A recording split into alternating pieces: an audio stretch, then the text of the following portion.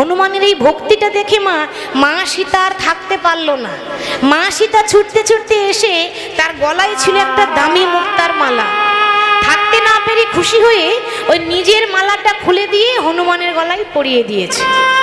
হনুমান, আজ থেকে এই মুক্তার মালাটা তোমাকে দিলাম, আজ থেকে তুমি পরবে, তোমাকে দেখতে খুব সুন্দর লাগছে। এবার হনুমানের গলায় যখন মতির মালা পরিয়েছে, কি বাবা আমরা বলি না বাঁদরের গলায় মুক্তার মালা কি শোভা পায়? আজকে বাঁদরের গলায় মতির মালা। হনুমান কি করছে ভাব দেখুন, মালাটাকে ভালো করে দেখে মালার এক একটা মুক্তা দাঁতে করে কাটছে আর চিবিয়ে চিবিয়ে ফেলছে, দাঁতে করে কাটছে আর চিবিয়ে চিবিয়ে ফেলছে। লক্ষণ বলছে, মা দেখলে তো, ওই জন্য বলি যে বানরে সপিলে মতি, তার নাই মতিতে মতি, সে তখন অনায়াসে কাটে দাম। মালাটা যদি আমায় দিতে আমি বরং যত্ন করে রেখে দিতাম, আর তুমি দিয়েছো একটা বাঁদরের গলায় মুক্তার মালা। হনুমান তখন বলছে, লক্ষণ তুমি আমার বাইরেরটাই দেখলে গো, আমার ভেতরটা তুমি দেখলে না। আসলে এ জগতে সবাই যখন বিচার করে তখন মানুষের বাইরের সৌন্দর্যটাই দেখে, মনটা কেউ দেখতে চায় না বাবা। মানুষের মন দেখে না, অন্তর দেখে না, বাইরেরটা দেখে ভালো মন্দ বলে দেয়। তাই আমি একটা হনুমান, দেখতে অত সুন্দর নয় কারণ আমি তো বানর, তাই তুমি আমাকে অপমান করছো বানর বলে। তুমি আমার বাইরেরটা দেখলে, আমার ভেতরটা তো দেখলে না বাবা। তোমার আবার ভেতরেও কিছু আছে নাকি? বেশ, তা বাইরেরটা না হয় দেখলাম, কই দেখি তোমার ভেতরটা একটু দেখাও তো। তুমি যে এত দামি মালাটা ফেলে দিলে, তুমি কি জীবনেও মুক্তার মালা পড়েছো? অহংকার করছে। অহংকার করতে নেই বাবা, যার যেমন জুটবে সে তেমন পড়বে। আমার আছে বলে ওকে অহংকার করে বলবো তা নয়।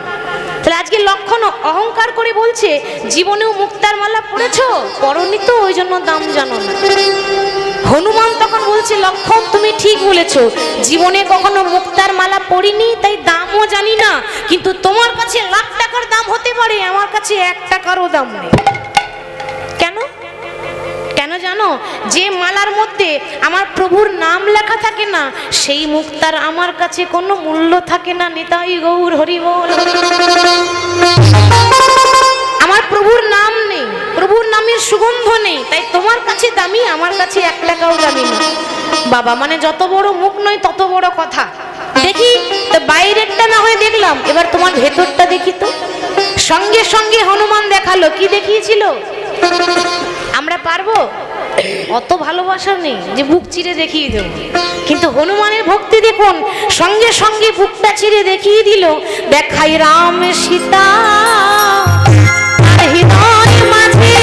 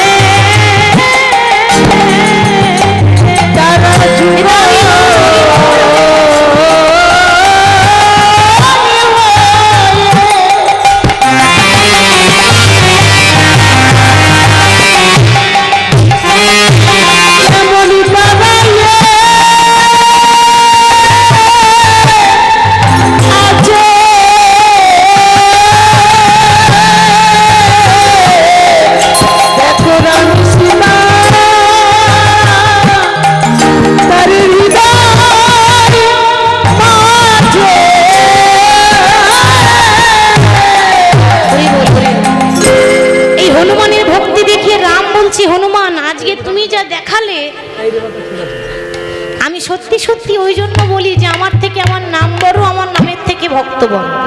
তা আজকে তোমার ভক্তি দেখি আমি তোমায় বর দিলাম, আজ থেকে পৃথিবীতে যখনই রামনবমী হবে তখন রামের পুজো হবে না। মিলিয়ে দেখবেন, তখন যখন রামনবমী হয়, যেখানে হয় রামনবমী উৎসব, তো রামের পুজো হয় না, হনুমানের পুজো হয়। রামের পুজো দেখবেন হয় না, হনুমানের পুজো হয়, বজরংবলী, তাই না? এই যে লাল রঙের সিঁদুর পড়েছে, এই সিঁদুর পরা মূর্তিটার পুজো হয়। মানে ভগবান এখানে বুঝিয়ে দিলেন যে আমার থেকে আমার ভক্ত সবসময় মাথায় থাকে, আমার থেকে আমার ভক্ত বল। যাই হোক, এত কথা বলার উদ্দেশ্য একটাই, যে এমন মানব জন্ম আর পাবো না, পেয়েছি যখন তখন হরিনাম করে জীবন সার্থক করতে হবে। তাই গৌর হরি নাম করতে করতে পূর্বের ভাব জেগেছে, সুগন্ধি চন্দন গোড়া নাহি মাখে গায়ে, নাহি মাখে গোড়া ধুলায় ধূসর অঙ্গ ভূমে পড়ি যায়, তারি ধুলাই ধূসর অঙ্গ ঘুরে গড়ি যায়। আনে মলিন মুখ কিছুই না ভাই, কিছুই না বাসুদেব ঘোষে কহে মন রসগা, বাসুদেব ঘোষে কহে মানি রসগা। আসুন, এতক্ষণ ছোট্ট করে গৌর চন্দ্রিকা শুনলাম। মানে যে কোনো লীলা শোনার নিয়ম আছে, আগে গৌর চন্দ্রিকা শুনতে হয়, তারপর লীলায় যেতে হয়। কেন জানেন বাবা? ওই যে কোনো বাড়ি তৈরি করতে গেলে, যে কোনো ঘর তৈরি করতে গেলে দেখবেন ঘরের গোড়াটা আগে শক্ত করতে হবে। ঘরের গোড়া শক্ত না হলে ঘরটাও শক্ত হবে না। কিন্তু তাহলে যে কোনো লীলার গোড়া হচ্ছে প্রেমের ঠাকুর গোড়া, তার স্মরণ করে আমরা লীলায় যাব, বৃন্দাবন যাব, যোগী বেশে মিলন আস্বাদন করব। তো বৃন্দাবন যেতে গেলে এমনি এমনি যাওয়া যাবে না, তার নাম গাইতে হবে। কে কে যাবেন হাত তুলে দেখান। সবাই যাবেন? যাবেন তো? হরি বল। বিষয়ে প্রবেশ করার আগে একটু রাধা নাম করে নেব। এদিকে কে কে যাবেন? হ্যাঁ, আর ওই যে মাঝখানে বাবারা যাবেন না? রাগ করেছেন? আমি তো আপনাদের মেয়ের মতো, মেয়ের কাছে আবার রাগ কিসের? ভুল ত্রুটি হলে ক্ষমা করে দেবেন।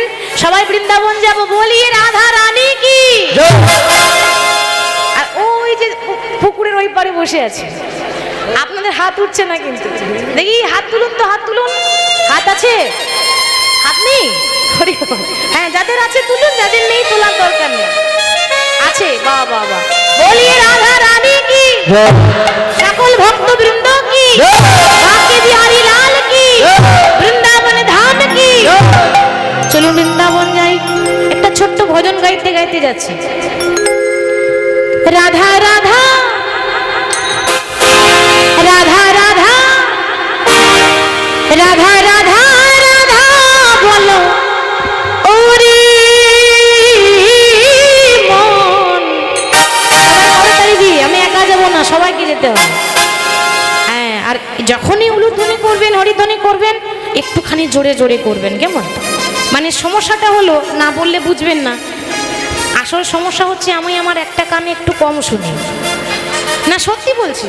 এবার আমার একটা কানে কম শোনার জন্য আপনারা জোরে না বললে আমি শুনতে পাবো না, মানে কীর্তনিয়া কানে কালা।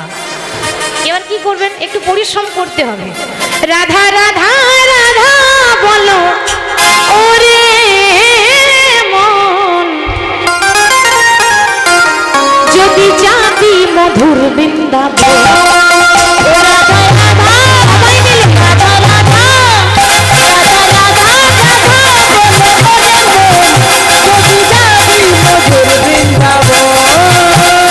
রাধা রাধা বলে যদি যাবি মধুর বৃন্দাবন।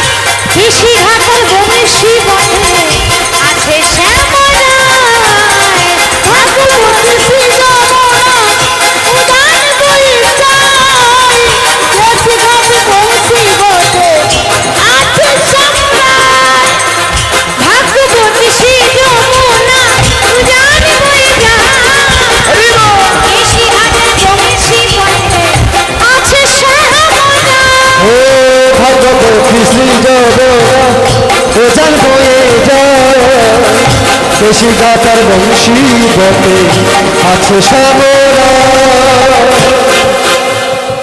এসেছি তখনই আমার কাছে কিন্তু অনেক মায়েরা গেছে, মায়েরা এসে বলছে দেখো মা আমরা কিন্তু একটু আনন্দ করতে চাই, তুমি সেই রকম ভাবে করবে। এই মায়েদের অনুরোধে কিন্তু ভজনগুলো গাইছে। এত কষ্ট করে পরিশ্রম করে এত কিছু আয়োজন করার পরে যদি একটু আনন্দ না করা হয় ভালো লাগবে? ভালো লাগবে না। তো সবাই দুটো বাহু তুলে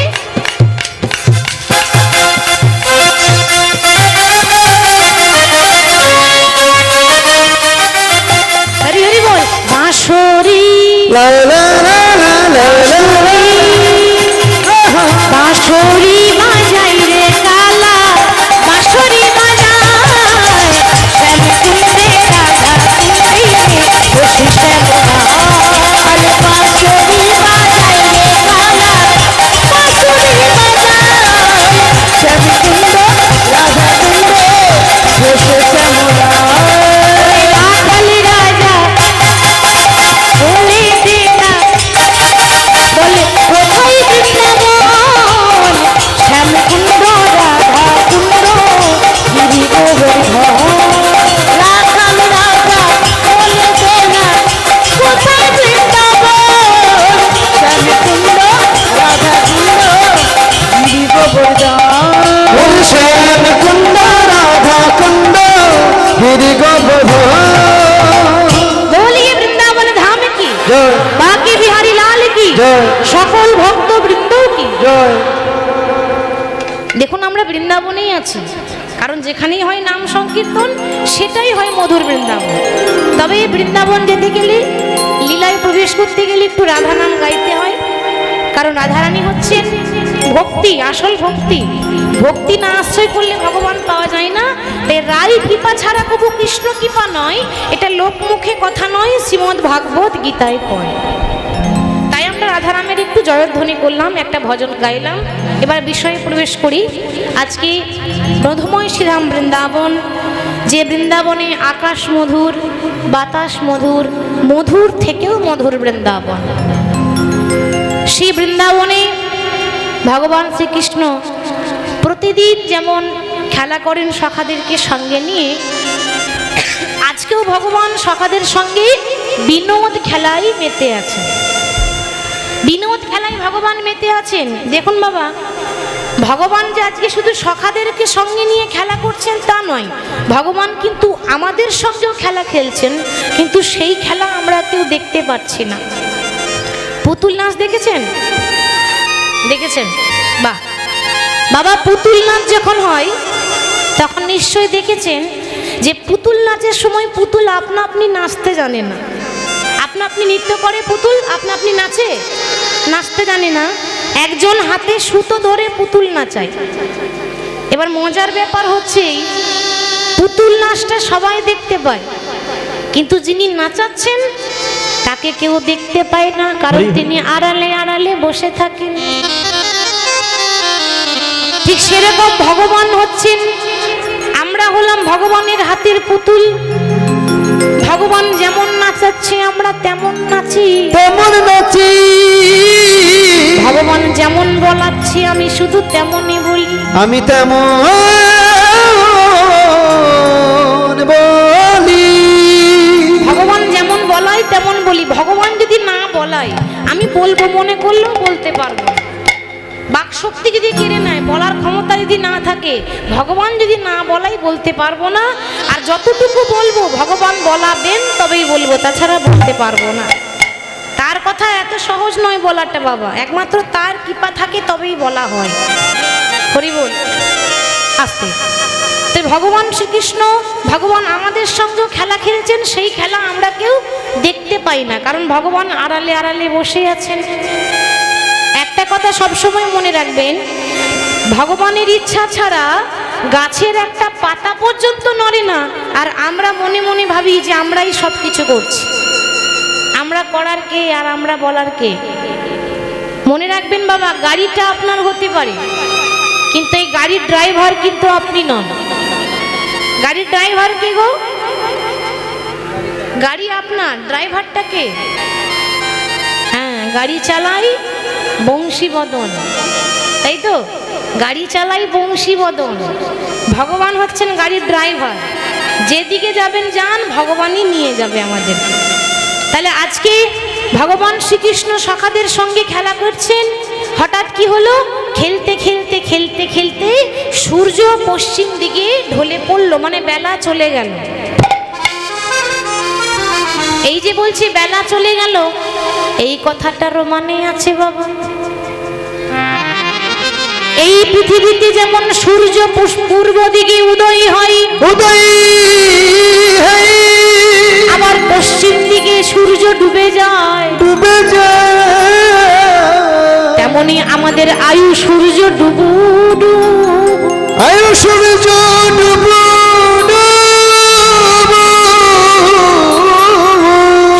যেমন পূর্ব দিকে ওঠে আবার পশ্চিম দিকে ঢলে যায়, আমাদেরও আয়ু সূর্য একদিন পূর্ব দিকে উঠেছিল, একদিন পশ্চিম দিকে ঢলে যাবে। মানে বাবা, আজ আমার বেলা আছে, একদিন আমারও বেলা চলে যাবে। বেলা যে যায়, বাসনায় আগুন দিতে হবে তো। আর তো কামনা বাসনা নিয়ে পড়ে থাকলে হবে না বাবা, এবার জেগে উঠতে হবে। মনে রাখবেন, যেদিন আপনার শেষ বিয়ে হবে সেদিন সবাই খাবে বিয়ের খাবার, কিন্তু আপনি খেতে পাবেন না,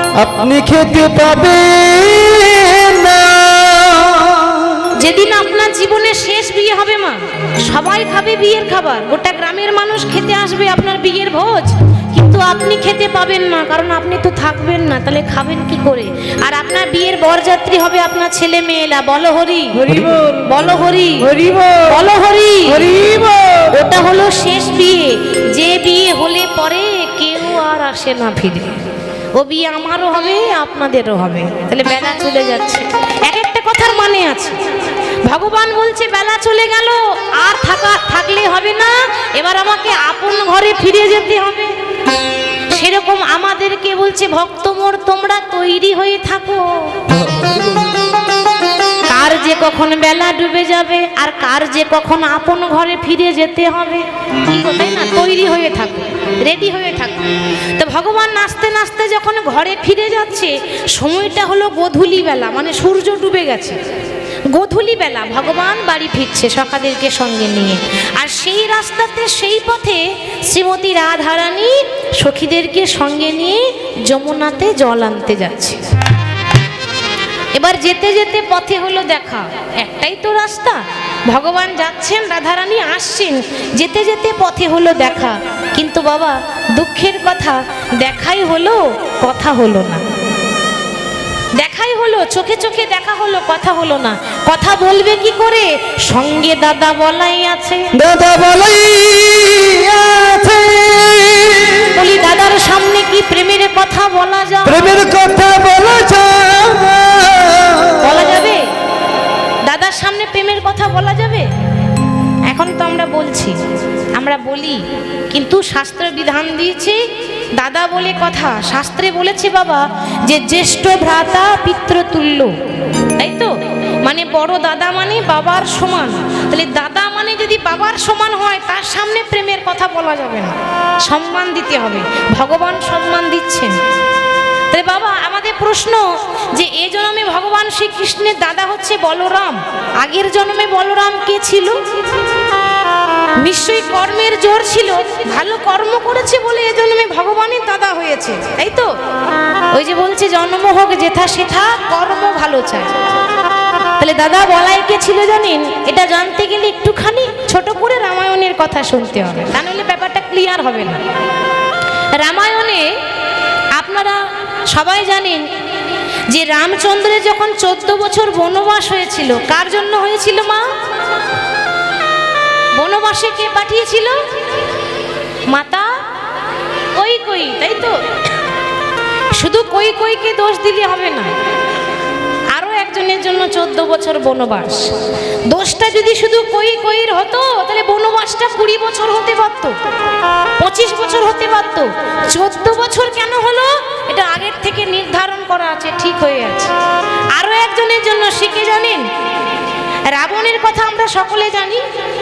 তো সেই রাবণের এক ছেলে ছিল যার নাম হচ্ছে মেঘনাদ। তাকে আরো একটা নাম আছে ইন্দ্রজিৎ, কেউ ইন্দ্রজিৎ বলে, কেউ মেঘনাদ বলে। তো রাবণের ছেলে মেঘনাদ ওই অমর হওয়ার জন্য ব্রহ্মার তপস্যা করতে বসেছে। বাবা সৃষ্টিকর্তা ব্রহ্মা সাধনায় সন্তুষ্ট হয়ে বলছে, বলো বৎস তুমি আমার কাছে কি চাও? আমি তোমার সাধনায় সন্তুষ্ট হয়েছি। মেঘনাদ তখন বলছে যে আপনি যদি আমার সাধনায় সন্তুষ্ট হলেন তাহলে আমাকে একটা বর দেন, আমি যেন অমর হতে পারি। ব্রহ্মা বলছে দেখো বাবা, অমর হতে পারবে না, কারণ যে ফুল ফোটে একদিন সেই ফুলই ঝরে পড়ে যায়। ফুল ফুটলে ঝরতে হবে, জন্মিলেই মরিতে হবে, অমর কি কোথায় রবে? তুমি অন্য কিছু চেয়ে নাও, আমি অমরের বর দিতে পারবো না। এবার দেখুন বাবা, মেঘনাদ বলছে তাহলে আপনি একটা কাজ করুন, আপনি তো ব্রহ্মা, অনেক ভক্তকে অনেক বর দিয়েছেন, এমন একটা বর দেন যে বর আপনি ইতিহাসে কোনো রাজা, কোনো মানুষ, কোনো ভক্তকে দেননি, সেই বর দিয়ে দেন। এ ব্রহ্মাও তার কম চালাক ছিল না বাবা, ব্রহ্মা তার কম চালাক নয়। বলছে ঠিক আছে, এমন একটা বর দেবো যে বর কাউকে দি নাই। আমি তোমাকে বর দিলাম, তুমি অমর হতে তো পারবে না, কিন্তু আবার যাত্রার হাতে তোমার মৃত্যু হবে না, একজন ছাড়া।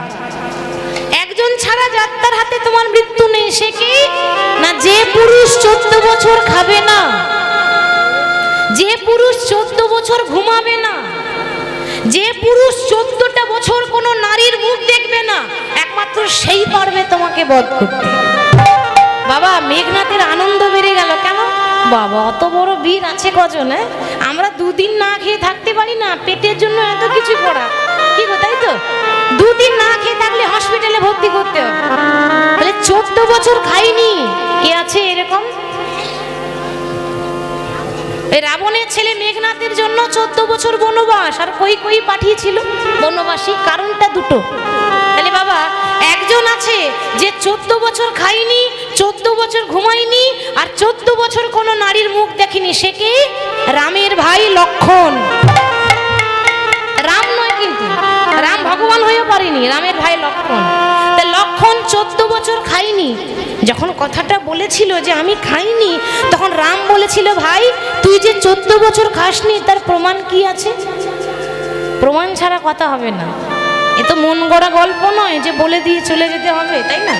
প্রমাণ দিতে হবে। 14 বছর খাইনি তার প্রমাণ কি আছে? তাহলে ইতিহাস সাক্ষী হোক।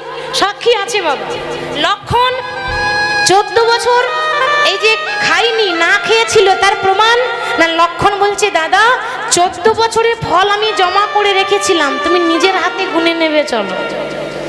14 বছরের ফল জমা আছে বাবা। এবার রাম যখন গুনতে যাচ্ছে, ওই 14 বছরের ফল গুনতে গুনতে গুনতে গুনতে 7টা ফল কম পড়ে গেল।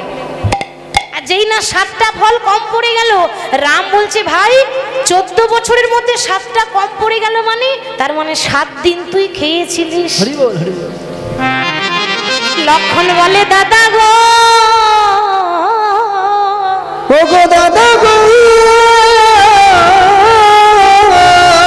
দাদা তুমি আমাকে ভুল ভাবছো, আমি 7 দিন ফল আনিনি তো খাবো কি করে? 7 দিন ফল আনিসনি? বলে হ্যাঁ আনিনি। মনে করে দেখো দাদা গো, যখন বনবাসে এলাম, বনবাসে আসার পর যখন প্রথম খবর পেলাম যে পিতা দশরথ মারা গেছে। আচ্ছা বাবা, বাবা মারা গেলে ছেলের মুখে খাবার উঠবে গো? কোন ছেলের মুখে খাবার উঠবে? কে খেতে পারে? তা প্রথম দিন যেদিন পিতা দশরথ মারা গেছে সেই দিন ফল আনিনি।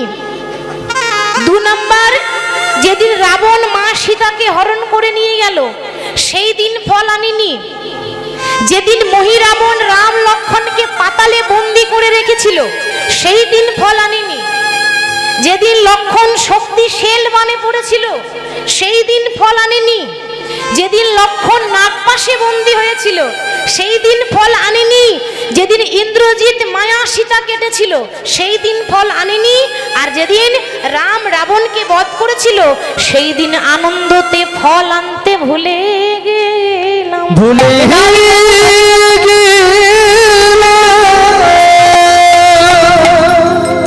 তাহলে বাবা রাম বলছে ভাই আমি তোর দাদা হয়ে যা করতে পারলাম না, তুই ভাই হয়ে করলি, বল তুই আমার কাছে কি চাস? লক্ষণ বলে, ওগো দাদা গো, ওগো দাদা গো, তুমি দিতেই যদি কিছু চাও গো দাদা, দিতে কিছু চাও গো দাদা, তবে এই আশীর্বাদ করো মোরে, এই আশীর্বাদ করো মোরে। দাদা আমি তোমার ভাই লক্ষণ, সোনা দানা টাকা পয়সা কিছু চাই না, দিতেই যদি কিছু চাও তাহলে এই আশীর্বাদ করো, এই জন্য আমি তোমার ছোট ভাই হয়েছি, এর পর জন্মে যেন দাদা হই গো, পর জন্মে যেন দাদা হইব, এর পর জন্মে যেন দাদা হইব, পর জন্মে দাদা হইব। দাদা এই আশীর্বাদ,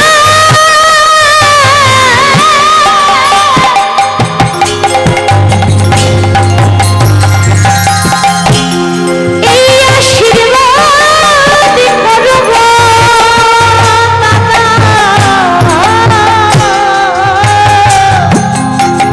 এর পর জন্মে যেন দাদা হইব, আমার এই আশীর্বাদ